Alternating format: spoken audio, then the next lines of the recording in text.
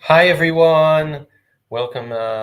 Thank you, GMAT Club, for hosting. And welcome, everyone, to this YouTube live session. It's my first ever session about return on investment for MBAs. So I'm very, very excited. I'm mainly excited to meet you guys. So this is a live session. You have the chat on YouTube. I'm watching it. And I would love if you can just tell me who you are, maybe where you're from. And if you know which MBA program you're targeting, that would help because I can talk about that specific program. So if your name is John from Germany and you're targeting NYU, that would be nice. And again, you can start writing in the chat things and I will be following the chat. So I would love to know who you are. Hi guys, I can see you already. Great, greetings from India. Hello, hello. Again, where you're from, and if you know which schools you're targeting, that will help our, for me to discuss that specific school. No pressure. If you don't know that, that's absolutely fine. Okay, I'm just going to give this another few seconds just to see who's on. Hello, Pix. Who's on? Siddharth, hello. Arti, hello. Okay. Hi from Pakistan. Hi, Raj from India, aiming for Stanford or MIT. Okay, Sloan Fellows, that's definitely something we need to discuss, a one-year program. Targeting ISB, fantastic. USC, great.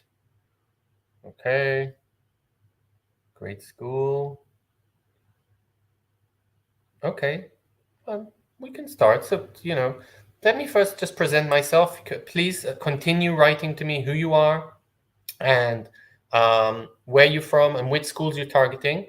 I'm going to try and address everything to do with top MBAs and return on investment and costs and how do you fund an MBA and how long does it take to return the money. I will answer all the questions at the end. I'll also try and answer some during the presentation. But if you have a question, you can already ask it. We're going to have, 40 minutes on the presentation. And the rest of the time, I'll just be answering lots and lots of questions from the chat, as many questions as you have. So keep asking questions and keep presenting yourself. If you're just now joining the chat, just present yourself, where you're from and which school you're targeting if you know. So just a bit about me. My name is Shimri Winters. I have an undergraduate degree in software engineer and computer science. I was a software engineer and I was a programmer in a big IT company for a couple of years before my MBA at the London Business School. Post-MBA, I worked in consulting in London. Then I worked for a couple of big IT firms as a business development manager. And I've been at Aringo for 8 years full-time. Before I joined Aringo, when I graduated from London Business School, they asked me to be part of the interviewing committee. So I interviewed to London Business School tens and tens of applicants. And today at Aringo, like I said, for the last 8 years, full-time, this is what I do. And I help candidates from all around the world get into the best schools. So let's hi Raul, hi I love Can. I'm following the chat. Top 20 university, that's great. MBA in marketing, Stern, that's a great school, of course. Let's carry on. This is my only marketing slide. This is not a marketing presentation. What is Aringo? Who is Aringo? We've been going on for about 20 years. We're really good. We're quite a small MBA consulting firm, and we help with everything from choosing the school till which school to apply to, till choosing which school to go to and negotiating scholarships and everything in the middle. We have very, very good stats, so you can check us out on aringo.com. We advertise all our statistics.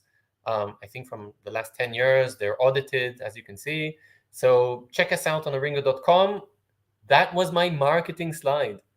Arti, thanks. Targeting Wharton or NCI, very different schools. Let's discuss the return on investment.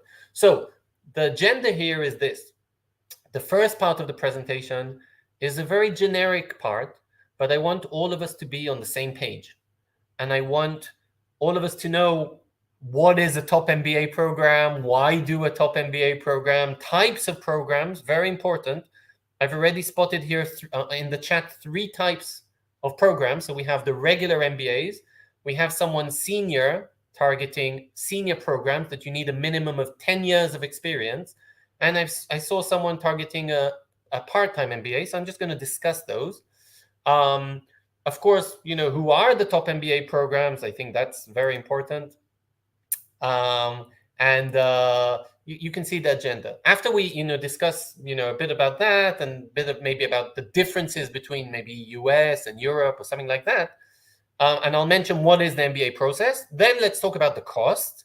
Okay, an MBA is a very, very expensive process if you go to a top school. And of course, we can discuss how fast can you return this money. And I'll show you different, 2 different calculations. But I'll also try and mention maybe 50 times throughout this presentation that I don't really believe in the math. So I don't really think it matters if the return on investment takes 3 years or 3.5 years. I think we'll all agree, at least at the end of this presentation, that an MBA is worth your while. And it's less important if the financials are, again, 3 years, 4 years, or even 6 years. It's definitely a very, very high return. And the economical perspective is just one perspective, a very good one. But we'll discuss all this. Okay, let's dig in. So again, I just want to kind of I'm going to talk quite fast in the next 5 or 6 slides, just so we're all on the same page about what are the top MBA programs. This presentation is all about full-time MBAs. Okay, why? Because the return on investment and the whole calculation of an executive MBA is different. So what is a full-time MBA? A regular full-time top MBA is a program where you need a minimum of 2 or 3 years of experience. The average is usually 4 to 6. The average age is around 28. You usually need a GMAT. Okay, so this is a regular MBA program. Let's pick one. Harvard Business School. That's quite a famous regular in air quotes MBA program. NCAD MBA. That's a MBA full-time MBA program. I just wanted to mention there's other sorts of programs. Again, I will less talk about them in this presentation. There's other presentations, or talk to me in private. You have my email at the end of this presentation. Talk to me about the other programs. I just wanted to mention, of course, there's an executive MBA. In other words, an executive MBA is kind of a part-time MBA program for more experienced candidates who want to work throughout their MBA. There's also something, for the sake of this discussion, let's call it full-time MBA programs, or senior MBA programs, or Sloan programs, if someone heard that expression. And this would be at London Business School, or MIT, or Stanford, or Foster, or USC. There's about 5 programs like this, which are designed for candidates with a lot of experience. Some of them have a minimum of 6 years. Some of them have a minimum of 10 years. Again, the average ages can be 35, even more, even towards 40 in some of the programs. Again, the return on investment calculation is kind of the same to the full-time MBA, so we can look at that. There's lots of programs. Okay, so I put here, there's part-time programs, online programs, hybrid programs. But again, this discussion, we'll talk about full-time MBAs. Okay, that was way more than I wanted to talk about this slide. Why do a top MBA program? Again, talking about full-time MBAs. Well, most of the candidates I speak to talk to me about career switching.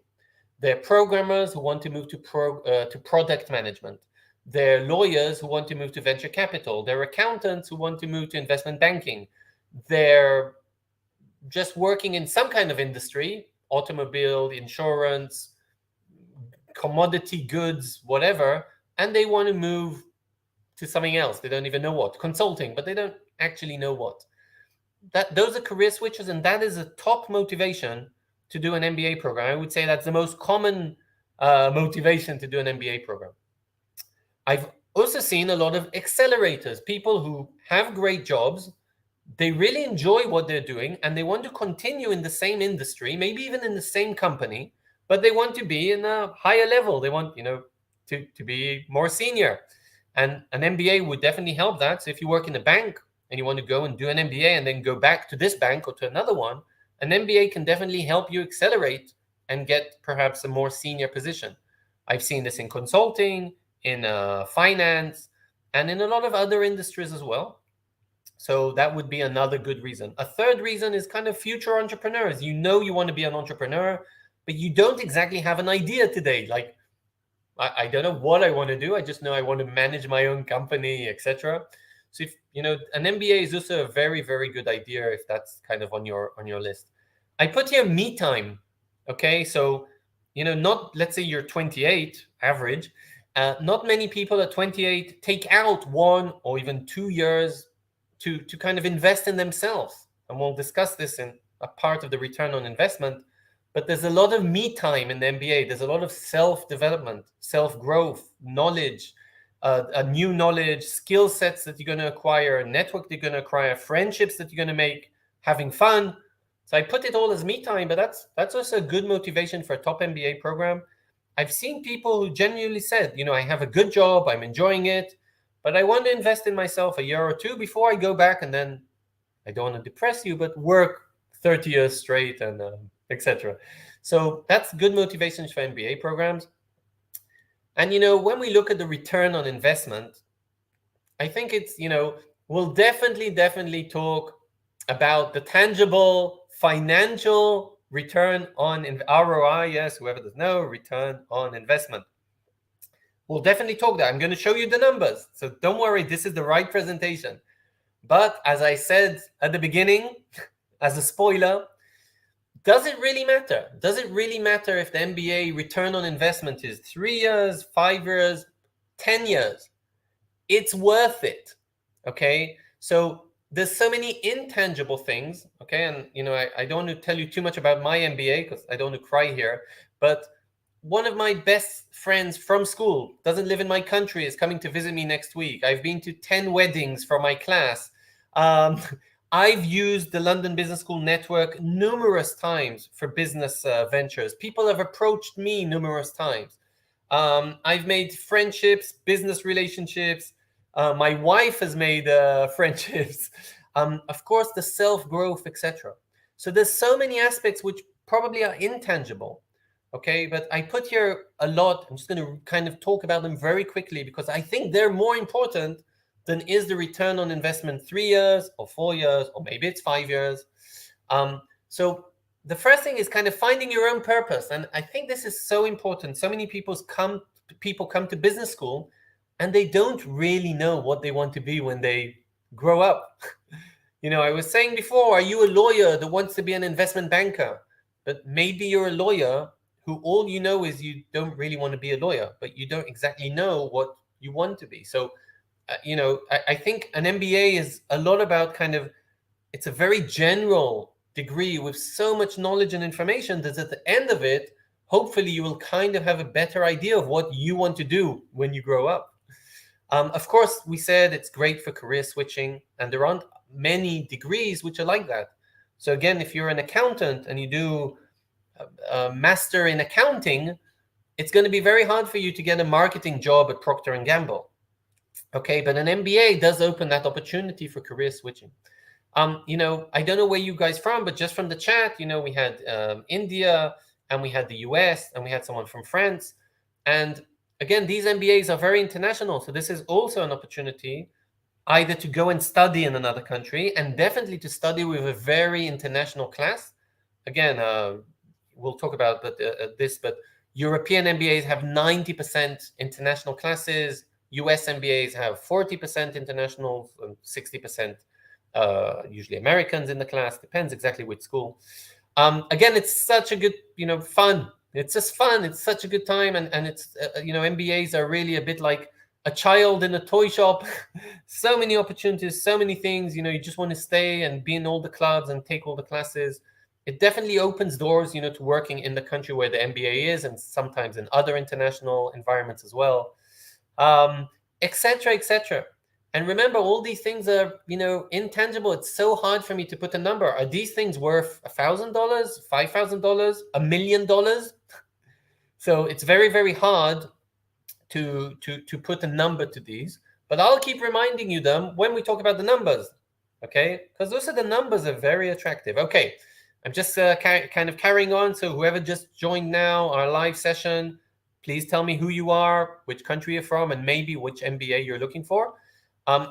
Again, in the next about 5 minutes, we're going to run very, very quickly, or 10 minutes, very quickly, just on some general slides about top MBA programs. And then I'll slow down my tone and discuss the money, okay, the return on investment. So what are the top MBA programs? Who are they? Well, there's so many top MBA rankings. It's very hard. Someone showed me a few weeks ago, it's actually on our blog, check out aringo.com/blog, that London Business School is ranked number 1 in the world. I was a bit surprised and proud, but surprised.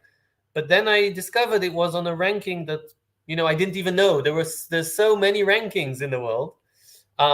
Usually people do look at the Financial Times MBA ranking and then the US News MBA ranking. But as you can see, there's also the Bloomberg and Economist and Forbes and QS and et cetera, et cetera. So there's lots of MBA rankings. And what this means is that there's more than 10 top 10 MBA schools, okay? So I know my maths isn't so good, but if we look just at the US, okay, I put here 15 schools. And again, I could have put 20. And from my perspective, all these schools are top 10 schools. Okay, so of course, if we look at Stanford and Harvard and Wharton and Chicago, but what about NYU? I didn't even put Duke here and Cornell and Berkeley and Michigan, and all these are top 10 schools in at least 2 or 3 of the top rankings. So there's more than 10 top 10 schools. When I look at Europe, I think the situation is kind of the same. There's different rankings in Europe, and for the European schools. And again, I mentioned here 10 schools, but a lot of these schools are ranked in the top 10 or maybe in the top 20 global MBA schools. So I think there's probably, if I take Europe and the US, probably around 25 or 30 top 10 schools when I look at accumulated MBA rankings. So there's a lot of top schools. What are the differences between the schools? Well, the top US schools are very, very famous. Now, all of us have watched a Netflix series where the son of the main character goes to college in UCLA or in Cornell or in, I don't know where, Harvard. Okay, so the thing is with the US schools, they're very big. They've been going on for 100 to 200 years. And they're probably very famous in most topics. Okay, so NYU, I think, has 20,000 students every year. Very big school, and it has everything: journalism, law, geography, history, and MBA programs. Undergraduate, graduate, PhDs. So the US schools are very famous and very big. This doesn't mean that the EU schools, European schools, aren't good. Even if you haven't heard of them, it's mainly because they only do business. So INSEAD was ranked number 1 in the 3 or 4 out of the last 5 years on the Financial Times MBA global ranking, number 1 in the world. But still, my mother probably hasn't heard of INSEAD, and that's fine because INSEAD only does business. Okay, so look at the rankings, look at the different schools. Even if you haven't heard of the schools, that doesn't mean they're not good schools. I think I mentioned this before, that the European schools are a bit more international. And this is important for our return on investment. Most of the Europeans, or all of the European schools, the MBA degree is between 1 year and 1.5 years, where most of the US programs, again, this isn't all of them, but most of them, the MBA programs are 2 years. Yes, there's some exceptions with a 1-year MBA. And again, this is something we need to look at, because if we just look at financials, obviously, the shorter the MBA is, the better the return on, or the faster the return on investment is, right? How do you decide between MBAs? This is a question I get a lot. And first of all, it's a very, very personal question, and only you can kind of decide, where would you like to apply to? So I'm never going to try and convince you, oh, you should not apply to NYU. It's a rubbish school. No, it's an amazing school. Ultimately, there's a few ways to think about it. I actually, I put here 3 different ways, but I actually like the middle way. I come from a perspective saying most top MBA programs, especially international ones, will teach kind of the same courses. And a lot of the job opportunities will be very similar. I'll show you this later. And I'll even make kind of the same salaries. So the main difference between Berkeley and NYU, one's outside San Francisco and one's in New York, is the location. That's the main difference. Okay. There is another difference. Okay, you can look at the school ranking, but you'll see the rankings kind of similar. And I showed you before that there's 30 programs in the top 10. So a lot of the rankings are kind of similar. And another thing is the cost of the program. Maybe you got scholarship in one of them. So, I think I usually less look at a certain course that's being taught or a certain recruiter, because these, if you look at the top recruiters, they're very similar from all the top schools. I'll show you a slide about that. Class size, teaching methods, I kind of say, okay, I'm going to put all these aside or give them quite a low weight in my Excel. And my main weight would be the location. But of course, if you have a specific reasoning for a school, go for that. Okay. If someone's going with a spouse, okay, happy wife, happy life. Okay. If your spouse is sad because you're in the MBA, but it's in the middle of nowhere and he or she are sitting at home all day and doing nothing, your life will also be miserable. So you want your spouse to be on board with wherever you're going to. If there's a very specific recruiter that their headquarters are in Austin, of course, there's an advantage to go for an MBA in Austin versus to go for an MBA in France. Okay, so again, we go back a bit to the location when I think about recruiters. But again, you can kind of record this slide, and this YouTube is going to be on YouTube, but kind of think, what's important for me? Well, how do I decide between the programs? Okay, again, I'm trying to run quickly in the generic slide so we get to the cost and how does someone get the return on investment. Of course, applying to an MBA, Tesla, good idea. There's so many headquarters in Austin today, so it's actually hard to say who I was thinking about, but a lot of the big California companies are moving to Austin. Great place and a good business school, McCombs Austin. Again, applying to an MBA takes a long time, and you need the prerequisites where, of course, an undergraduate degree, but if you have that, the longest prerequisite is probably a GMAT or GRE. There's some people here in the chat. So whoever's taken the GMAT, can you just give us like, how long did it take you to prepare for the GMAT? So if you took the test without preparing, maybe just write 0 days. And if you've been preparing for 6 months, so write 6 months. Can some people tell us how long it took on the chat? I'm going to sip from my tea, and while you tell us how long it takes. So I think I worked on my GMAT for about 4 months, I think, and that was quite quick, I think. Uma, you said you had a 720. Artie's saying 6 months. That sounds about right, Artie. Okay. Maybe you can tell us how much you scored, guys. Also, if you don't mind, of course. So yes, 3 months and counting, Ahmed. Yes. So people come into the GMAT, even very people who work with very analytical people, and the GMAT can take 3 months, 6 months. I've seen 9 months. I've seen people take it, work on it for a year. The reason is these top schools are very competitive. Okay, Raj, you're a star, 750 with 3 months. So that's amazing. So these schools are very competitive. And especially if you come from maybe quite a common background or an overrepresented background, you really need to score above the school averages. And, school averages can be 730. So this is, a tough score to beat. If you do have these prerequisites, thanks, Brooker, for telling us 2 months, and Pix, come on, 3 months, you can do it. Don't give up now. So apart from the GMAT and the other prerequisites, then you actually have to write applications. This can also take, we usually recommend people to work with us for 3 months because some schools, NCAD, have 7 essays. 7 essays. Okay, Stanford have 2 essays, but they have 3 optional essays. And if you're planning to answer those, that's 5 essays. Add this, to recommendations. Maybe you want to tell your recommender a couple of things about yourself and prepare them. Add this to your MBA resume. Add this to actually doing research on the schools and explaining, and deciding which schools and why. So all this takes a long time. So obviously don't wait till the last minute. I think this is I was going to say there's one more slide before we talk about the money, but forget that one slide. Here we are. Let's talk about the money. Okay, so I promised you I'll talk very fast. And now I'm going to talk very slowly. Now we're going to talk about the money.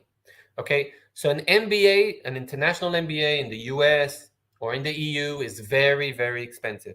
I didn't add here, Canada, Australia, Singapore, India. Okay, so but I think once we discuss the different methodologies of how to calculate the return on investment, obviously you choose whichever MBA and do a little Excel for yourself. So an MBA in the US is very, very expensive. It can be anywhere between 60 to 70 plus, 72, 73, 75, I think, $1,000 a year. And remember, the MBAs in the US are 2 years. So the tuition, up to $150,000. That's a lot of money. A lot of money. The European programs, again, the top European programs. I love the chat. Not recommended. I agree. The top European programs, maybe a whole MBA isn't recommended. I'm not sure. Are 1 year or 1.5 years, and the tuition is between 80,000 euros to 100,000 euros in total. Okay, so obviously, again, this is obvious, but we'll look at the numbers. If you do a 1 year MBA, of course, the return on investment will be much faster. Is it the same or not? I'll show you the numbers soon. So whoever's doing here in Excel with their return on investment, there's different ways to calculate it, which I'll show you. But definitely the first line should be the cost of the MBA, right? I mean, that makes sense, the tuition cost. Is the second line cost of living? Well, we'll discuss that, but let's just talk generally. Some of these top MBAs are in very, very expensive locations. San Francisco, New York, London, Boston. Okay, these are very expensive locations. And it all depends. Do you want to live underground in a studio, or do you want to live, in a 5-room penthouse? But I think the minimum cost of living in somewhere like New York, the minimum for one person is easily $40,000, easily. Okay, and that's very minimum. So again, this can cost $20,000 to $50,000 a year. Again, there's a huge difference between, I put here Cambridge. I saw on the Cambridge website, they say it's around $20,000 a year. That sounds quite cheap, even for Cambridge. So that sounds not a lot. And again, start going up from there. So if, from 20, Madrid can cost maybe 30. Fontainebleau and Ciad, it's a 10-month degree. So maybe that's 25. I don't know. Euro, dollar, exchange rates are changing. Euro is quite low right now. It's $1. So it really depends. Again, if you will see, I love Cannes. I also love penthouses. I'll give you my tour of my penthouse later. So as you can see, this is the cost, but still the cost of living is important. But again, it's, as you can see, it's not the main number here. The main number is probably tuition. How does someone pay for this? So again, if we look at, I'll show you in the next slide, but if we look at Stanford, okay, so take $150,000 plus, $50,000 per year cost of living. That's $250,000. So of course, if you're rich, if you have rich parents, if you have a rich uncle, if you just won the lottery, that's the best way to fund an MBA. Just have lots of money. Most people don't. Of course, if you can get some money from your company in some way, that would be great. Most people don't get that either. And then they fund their MBA either with some kind of scholarship, and it can be a financial aid scholarship or merit-based scholarship. Both of these scholarships they come from the school. That means you have to first get into Stanford before you get the scholarship from Stanford, and you won't know if you receive a scholarship before you get admissions. So first you need to get admitted, and only then So there's a bit of a chicken and egg, because if you don't want to go without a scholarship, but you won't know about this before you get admitted. So it's a bit of a problem. And most candidates also take out loans. So even if you got a partial scholarship, you might need some kind of loan to make up for the rest of the money, to raise all this money. Luckily, there's lots and lots of people that want to give money, to lend money, of course, to candidates who get into top MBA programs. Again, talk to me after this, but there's lots of people, lots of different companies who would love to give you a big loan, and you can borrow this. Obviously, there's the interest rates, etc. So you need to check. And obviously, the best is to get in with a full scholarship. I think Ringo had last year 16 candidates with a full ride scholarship, so 100% scholarship. I think around 56% of our I don't think I know, 56% of our candidates got some sort of scholarship. I have to admit, I won't embarrass them, but there were 2 programs who gave, I think it was $10,000 or $12,000, which was, come on, show me the money. Like that was a bit low. But a lot of the other scholarships were $30,000, $40,000, 50. Some of them were 30, 40 per year times 2, which is quite nice. That's already nearly 50% of the tuition. And like I said, we also had quite a few candidates with 100%. This depends where you're applying to, what your GMAT is, what your profile is, diversity, and 100 other factors. But generally speaking, and this is very general, the better your application is, the higher your chances are for a scholarship. Again, not 100% correct, because there's also diversity, and there's also which country you come from, because sometimes there's specific scholarships for people that have a specific origin. But generally speaking, the more attractive you are in your application process, let's just say high GMAT, that can also help you get a good scholarship. Most of the scholarships are school specific. That means if you apply to Chicago, you're hoping that Chicago will give you a scholarship. Why would they do it? Because they have lots of money. And the money is dedicated, is painted for scholarships. So I'm a London Business School graduate. I get every month an email from London Business School, sometimes a phone call. How much do you want to donate this month? And, do you want it to be a high sum and we'll put a plaque with your name on? Do you want it to be a very high sum? We'll put a big plaque. Do you want to, and there was one donation of £50 million to London Business School. So, and the US schools even have, bigger donations and lots of money. So they have money for scholarships. And again, the more attractive your profile is and the more attractive your profile is for admissions, the better chance you have for scholarship. Okay, so let's just compare some of the costs. I think we kind of discussed them. But if by the way, this is with an old euro dollar. So maybe if you today look at the euros and the pounds, that, there might be a 2, 3, 5% change. But basically, if we look at the 2-year MBA program in the US, yes, we're talking around $240,000 of tuition plus cost of living. Why? Because the tuition can be $150,000. Living in New York or living in San Francisco or living in Boston is really expensive. So the tuition plus cost of living can be 230, 240. Again, depends. Penthouse, what did we say? Underground basement. If you do it in Europe, the MBA per year might be more expensive, but the MBA might only be 1 year. For example, NCAD is a 10-month MBA, and it might be more expensive per month, but you will finish it much quicker, and the total cost will be less. And I just put here Cambridge, Judge Business School is Cambridge, as an example of a place which isn't that expensive to live in, and it's a 1-year MBA, and you can do the entire MBA with plus cost of living expenses in under 100K. Okay, so that's just an example. By the way, there's much, much cheaper MBA programs, but I'm only referring to top 10 MBA programs. And in the top 10, in all the 30 top 10 MBA programs, these are kind of the prices. Okay, so of course, if you look at Connecticut Community College, something, that will be a much, much cheaper option. But again, I don't think you want to study in that place. I hope there isn't a real place like that. Okay, so that's a bit on the cost. Soon we'll do a little calculation, okay? Don't worry, and we'll try and find out, is an MBA worth it? This is a really horrible slide because I can see it hasn't worked out in this presentation, so I'm very, very sorry. But this shows where top MBA where top MBA alumni and so top MBA graduates go and work. So I'm just going to read you the different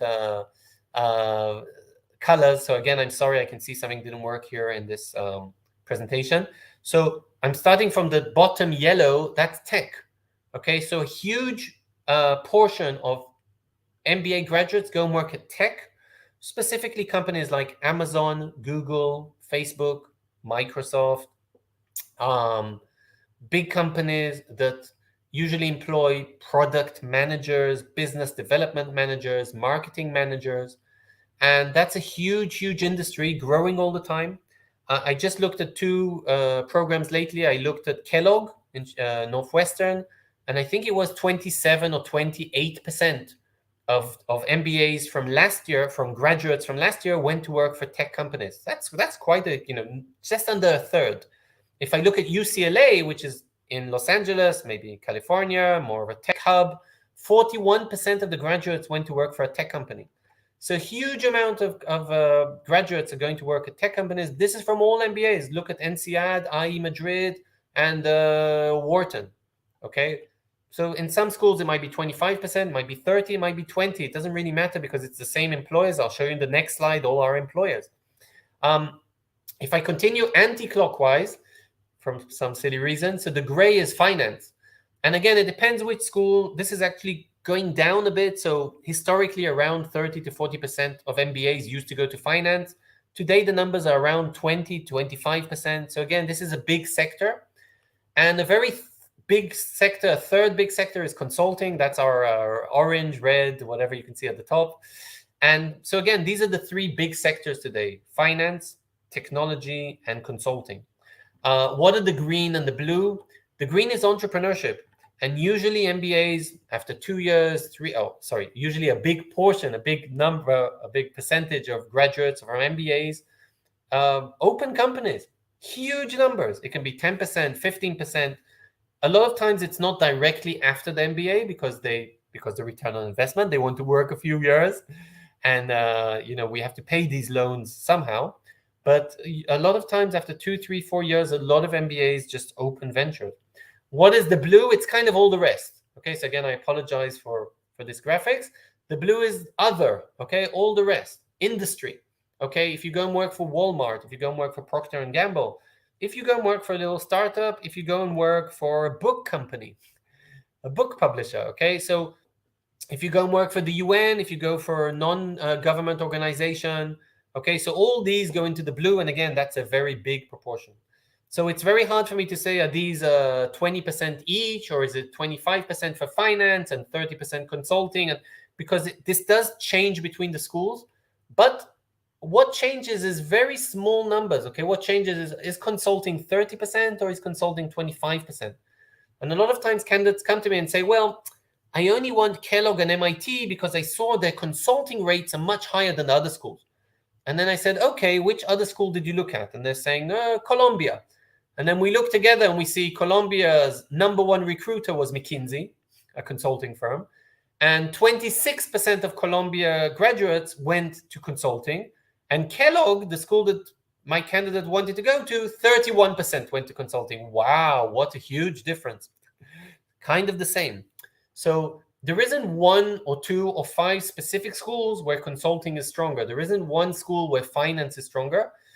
There are schools that are in a finance hub, New York, Philadelphia, London. There are schools which are in a technology hub, San Francisco, Los Angeles, New York again.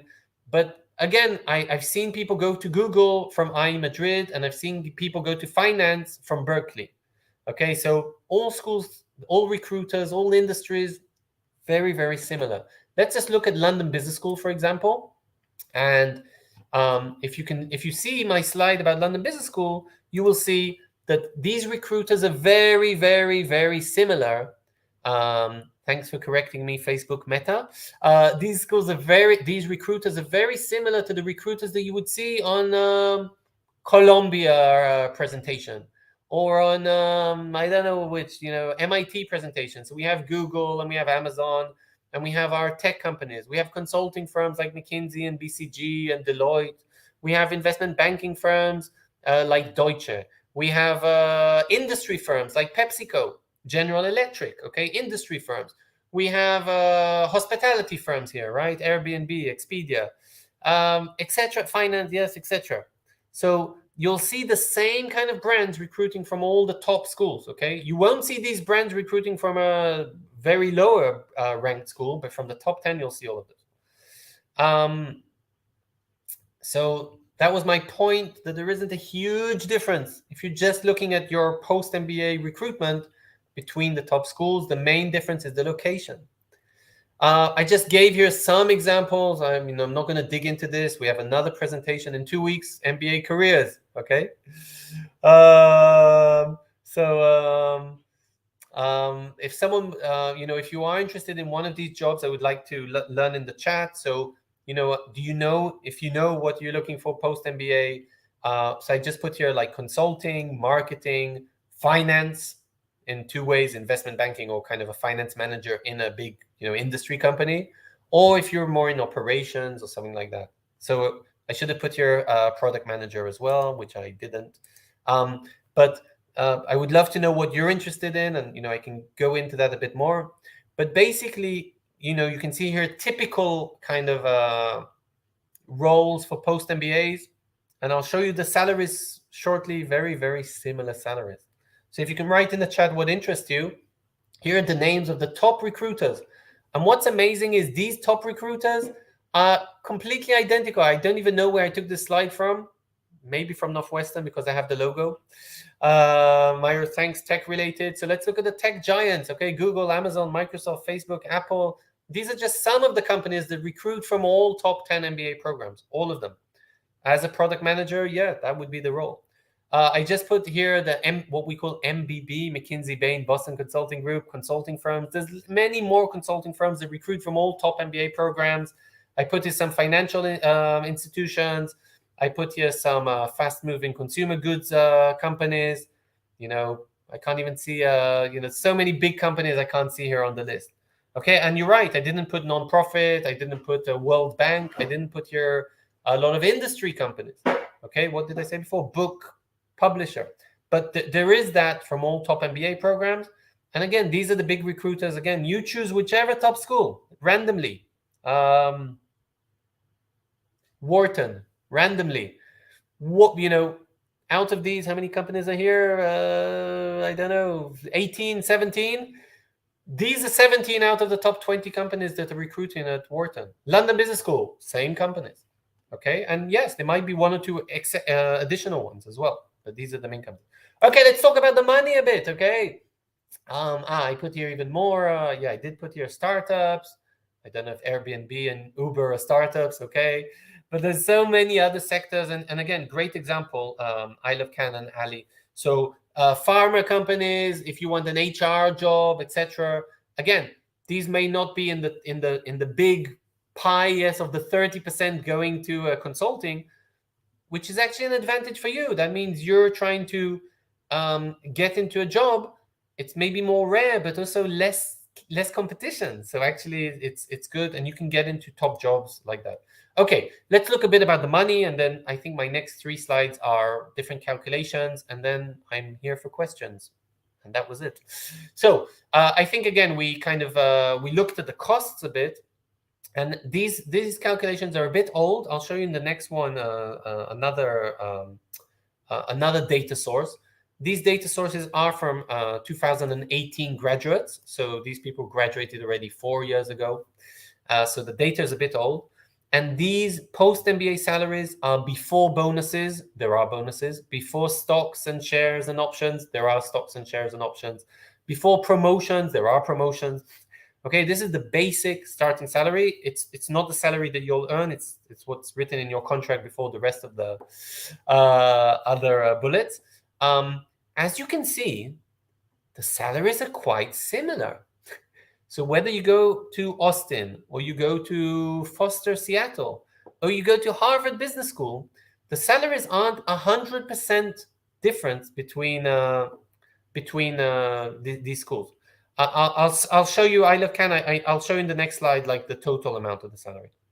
And you're right. The starting salary is higher than this. Again, this is the basic salary before things 4 years ago. So you're absolutely right. The salaries are higher. And still, you can come back to me and say, Shimri, but still Harvard is 158 and Chicago Booth is 151. So I only want to go to Harvard. But what about the cost of living in Boston versus the cost of living in Chicago? I'm assuming it's about $8,000 a year. And the reason I'm assuming that is it's the same McKinsey. You're going to work in the same job. Okay, hopefully from these two.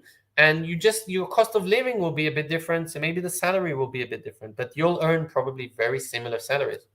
Austin, okay, it's much cheaper to live in Austin than to live in San Francisco. If I look at the European salaries, very, very similar numbers. And Again, this is old data with old euro, dollar, stuff. So very high salaries. And again, to live in most of the places in Europe is cheaper than to live in most of the places in the US. So remember, cost of living can also be a bit cheaper.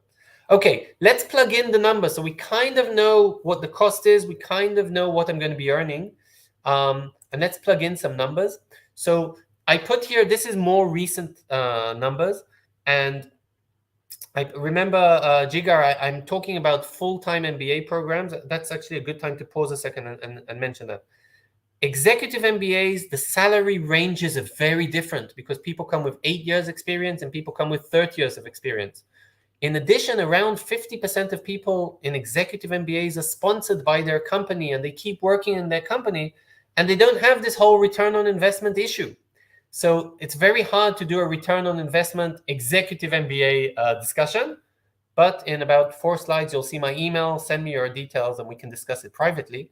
But this discussion is just about full-time regular MBA programs. So I went into some data and I looked today, 2022, how much is the total salary from top MBA programs in the US, by the way, but in Europe, it won't be very different. And as you can see, the total salary, and you're right, the salaries are a bit higher than what we saw before. Plus, if we take a sign-up bonus, there's usually a sign-up bonus, relocation bonus, if you have a family, etc., usually you get that, stocks, options, whatever. As you can see, the salaries are much higher than mentioned before. They can be anywhere between $220,000 to $250,000. This is the total salary, the first year post-MBA. Okay, let's plug in the numbers. Let's see how it works. So, by the way, what I want to say is on our site, aringo.com, you can look for it. There's an MBA return on investment calculator. I put here the link. You can try and copy it or just do a Ringo ROI and you will find this calculator. And it's fun. You can plug in where you want to study, where do you want to work post-MBA, and it will, again, give you kind of a number of how many years it will take you to get your return on investment. Correct regarding, wow, this is $250,000. That is correct. Okay, let's talk about 2 different methods. By the way, I have 3 more slides, but I'm going to talk slower because this is kind of the numbers. Let's talk about 2 different methods of return on investment. Okay, so the first method, I'll take you through it, but my main assumption is that I'm not looking at the total salary. Okay, I'm not looking at that because it doesn't matter what the total salary is. It matters what's the difference between my pre-MBA salary and my post-MBA salary.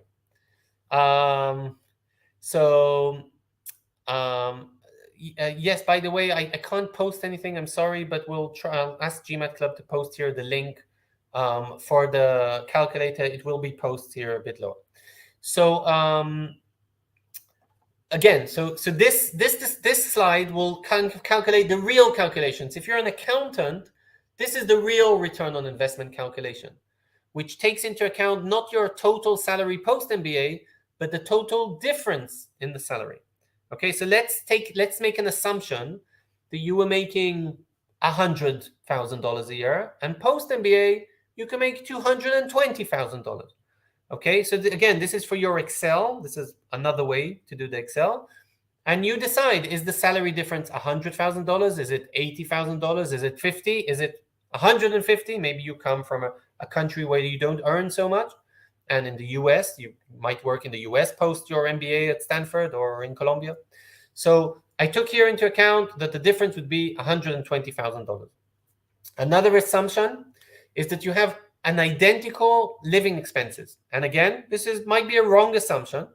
That means if you're living today in San Francisco and you're working for Google, and tomorrow you're going to do your Stanford MBA, you're going to stay in your same flat and you're going to eat your same lunch.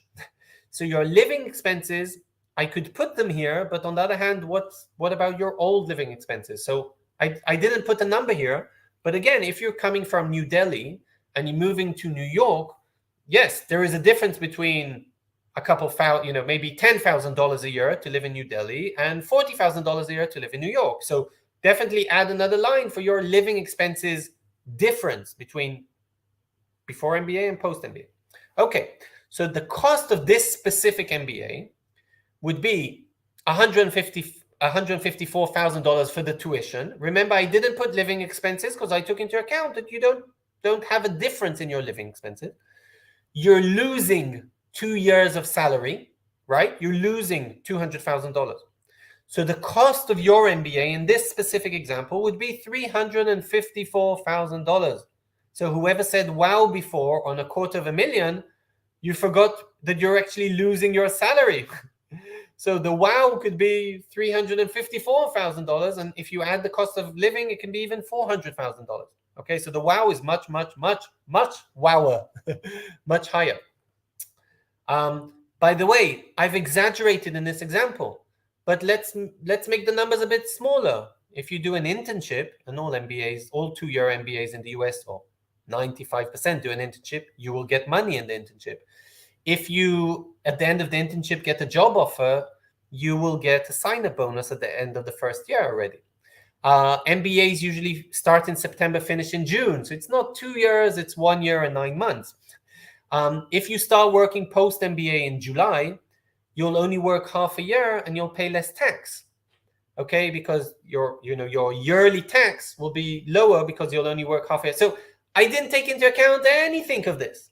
Okay, but obviously your Excel, make it as long as you want. Add tax, add that you're an internship, add, I don't know, you only eat McDonald's or you want to live in a penthouse. You add your factors into here. But in this specific case, I said no living expenses because I was living anyway. So it's the same living expenses as before. The salary difference is $100,000. The total salary loss is $200,000. The tuition is $154,000. Hence, my cost is $354,000. Post-MBA, I'm going to make $120,000 more than I was going to make before my MBA. Hence, it'll take me 3 years to return the investment. There's so many other ways. And by the way, this is very modest, okay? Because what about my salary increase? And post-MBAs, there's a lot of salary increases. What about a nice, unexpected bonus? What about company stock, etc.? Like, I didn't take these things into account. There's a lot of upside. What happens if I start a startup after 5 years? Okay. And again, I didn't factor here friendship, experience, self-growth, anything. I just put some numbers and I got to 3 years. You think my numbers are wrong? Fine, 4 years. You think my numbers are conservative? Fine, 2 years. Does it really matter? Okay, let's look at another way to calculate living expenses. Okay, here I did it a bit differently. Okay, here I said, okay, I don't mind the salary loss during my MBA. Okay, I won't work for 2 years. I'm taking this into account.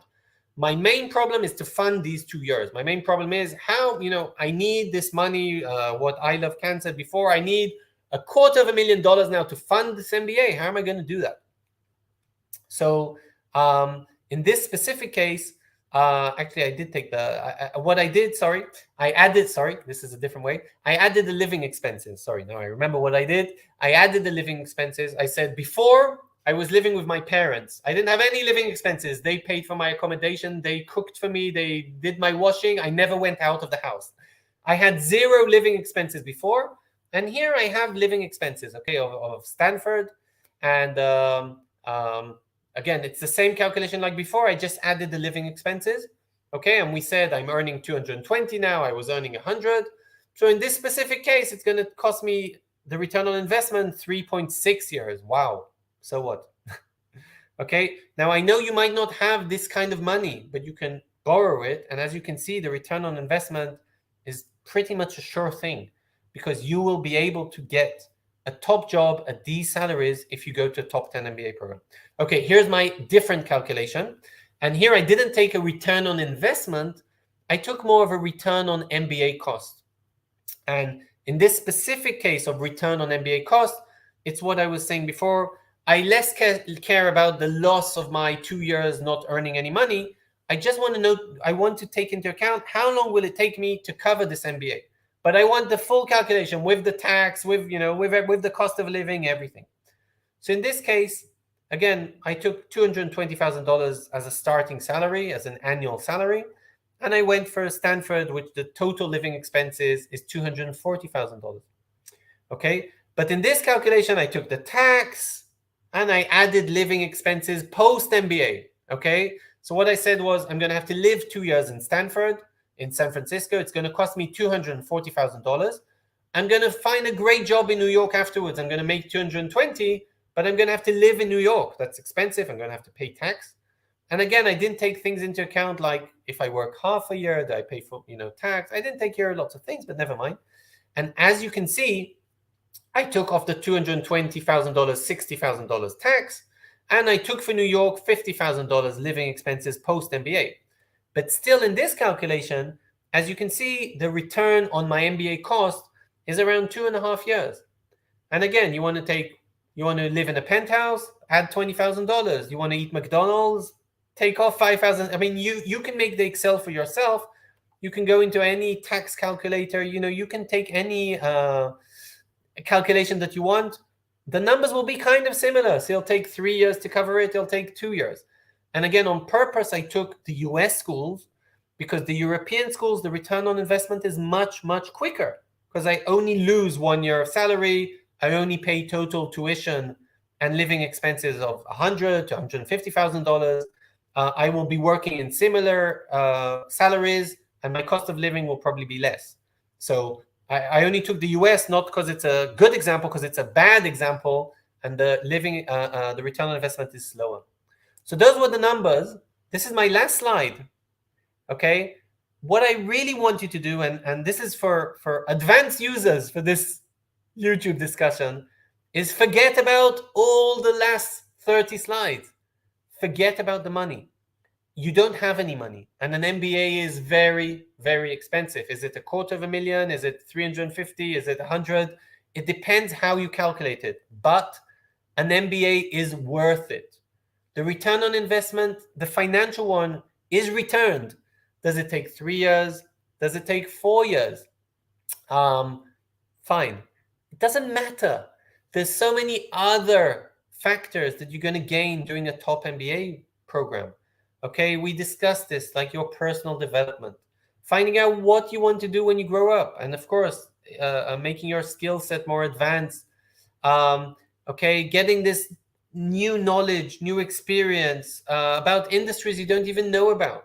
Okay, again, I don't know your backgrounds, but I'm sure that everybody on this discussion doesn't know everything about pharma, about oil and gas, about clean energy, consulting, strategy, corporate finance, etc., etc. And an MBA will give you a very wide set of skill sets and a very wide knowledge base for a lot of different industries. Again, the networking opportunities are amazing. Friendship opportunities. I have friends from all the world. Business opportunities, friendship opportunities, international experiences and international opportunities post-MBA. All this is lifelong. How do I put a number for these things? Okay, is this slide worth $100,000, $200,000, 10 million? I don't know. You need to decide. The last bullet here, it's hard to see brand recognition. Again, for me, in 30 years, I might come to someone and say, hey, I'm a London Business School alumnus. That means something. And again, I have the network of over 20,000, MBAs from London Business School. That's just from my business school, of course, with other business schools as well. This is something that stays for life. It's not a 1 year, 2 year, 5 year thing. So all these things stay for life. Is an MBA worth it? Yes, yes, yes. I hope I persuaded you about the financials, but I don't really care about them because it's worth it financially. Now understand that these things are the ones that matter. I think that was kind of it. I will put a slide in the comments. I'll ask GMAT Club to put the link for the return on investment calculation. By the way, we have a few calculators on our website. Some of them are, we have a chances calculator, we have a return on investment, we have an MBA cost calculator. So check us out on aringo.com. This is my email. I'm always happy to answer specific questions about your profile, but always please send me your CV and GMAT so I can help you as much as possible. I think that was the entire presentation, and I'm going to look at the chat. If there's any questions, happy to answer any questions. I'm going to sip from my tea and look at the chat. Whoever wants to drop off, I was Shimri. Thank you very much. Good luck. Hey, let's look.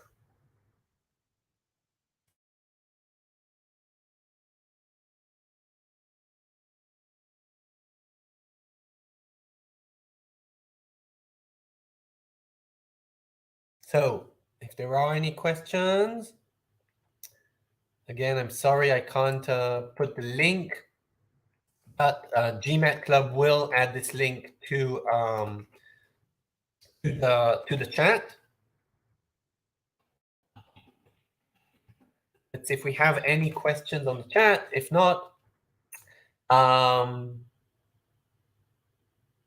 thank you very much. That's all maybe I can say.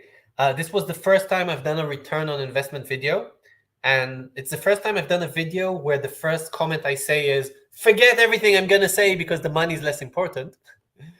But I hope you enjoyed it. And again, if you have specific questions about your profile, please contact me personally. You have my email address, shimriw@ringo.com. I will ask GMAT Club to put that on the chat as well. And visit us on ringo.com. And thanks. I really enjoyed this. And you were very active on the chat throughout the presentation. So that was great. And good luck at your GMAT, and then good luck with your applications, and good luck with a top MBA program. So thanks a lot, and bye, everyone.